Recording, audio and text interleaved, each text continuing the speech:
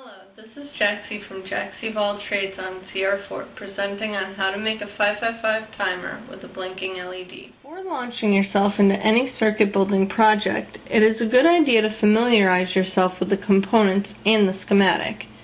All of the dark circles on the schematic represent nodes, which are just a fancy name for connections between two or more wires. There are three connections that should be connected to power: pin 4 to power, pin 8 to power, and the last one is pin 7 through the 6.8K resistor to power. 4 direct connections should be connected to ground. Pin 1 is directly connected to ground. Pin 2 or 6 can be connected through the 10 microfarad capacitor to ground. And since pin 2 and 6 are electrically connected, it does not matter which pin connects through the capacitor to ground. Pin 3 is connected to ground through this LED, and pin 5 is connected through the 0.01 microfarad capacitor to ground.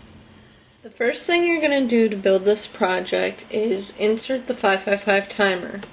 Make sure that none of the pins are broken or bent before you start trying to put it into the breadboard.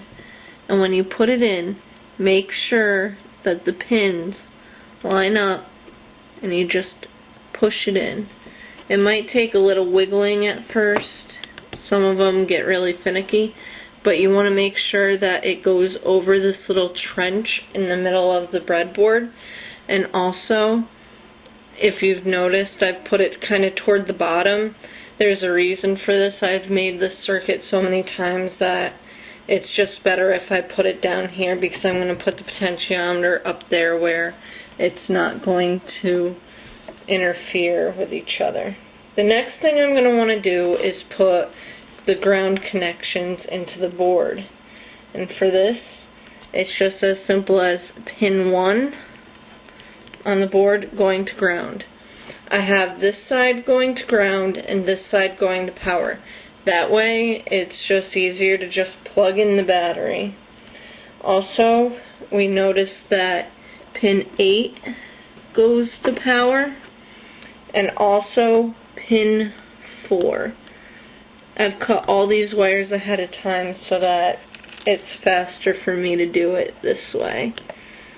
So, and you notice I have to put a wire across the gap because those pins aren't connected.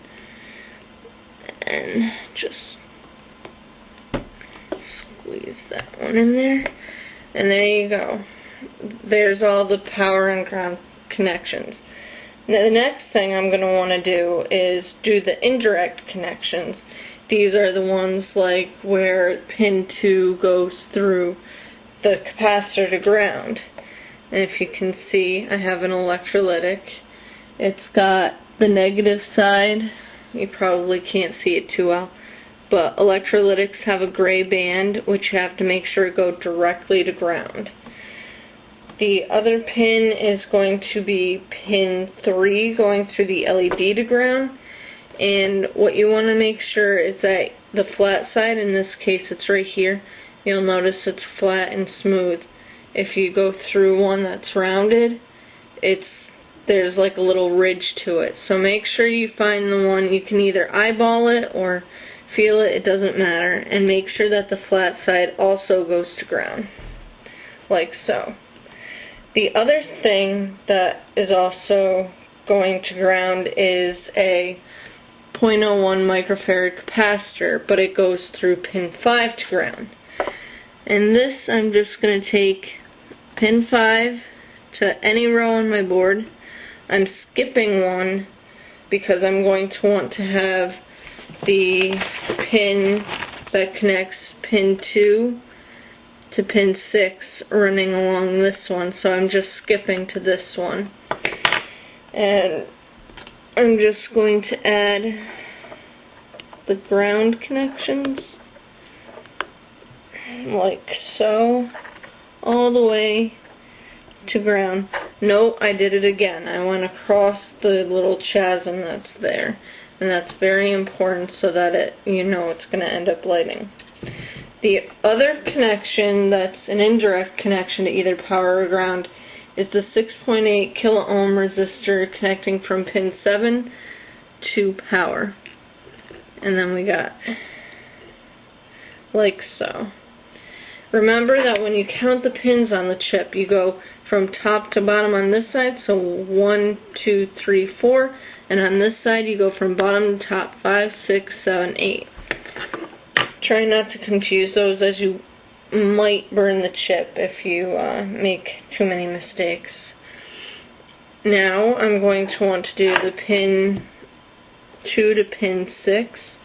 Right now I'm just moving one of my earlier connections over so that it's got a free vertical lane for me to just insert this in.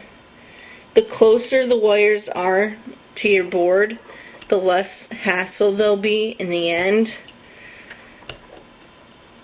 because if you have too many like random wires just coiled up going around your board, it just gets messy for anyone to debug, and there's a better likelihood that you'll end up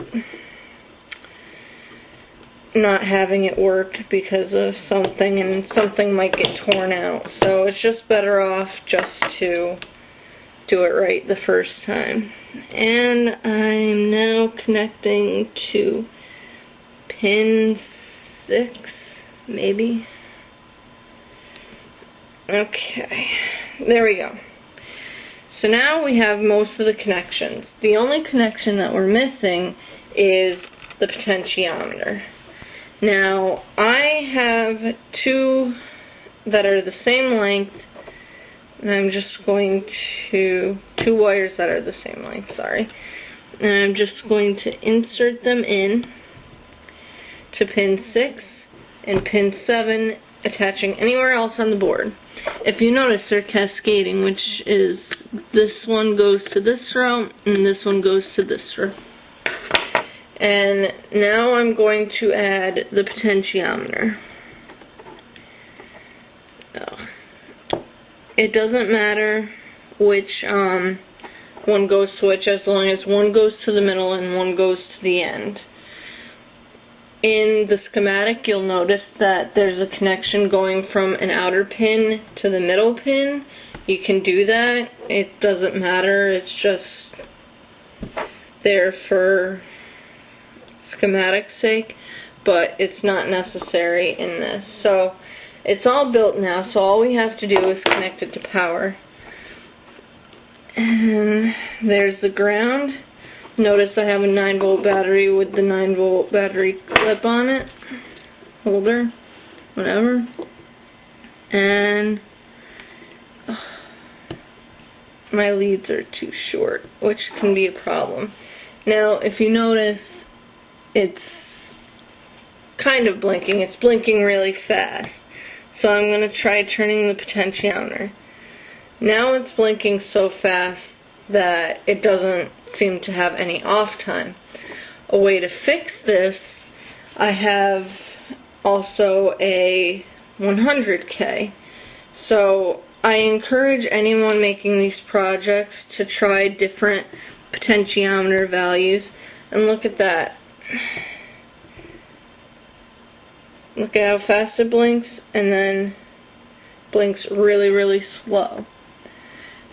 This one is probably the best if you want to make it blink really slow, the 100 kilo ohm potentiometer. And this one will also be used in the next project, which is the LED with a speaker. I'm Jaxie from Jaxie of All Trades on CR4, bidding you good luck with your project and have a good day.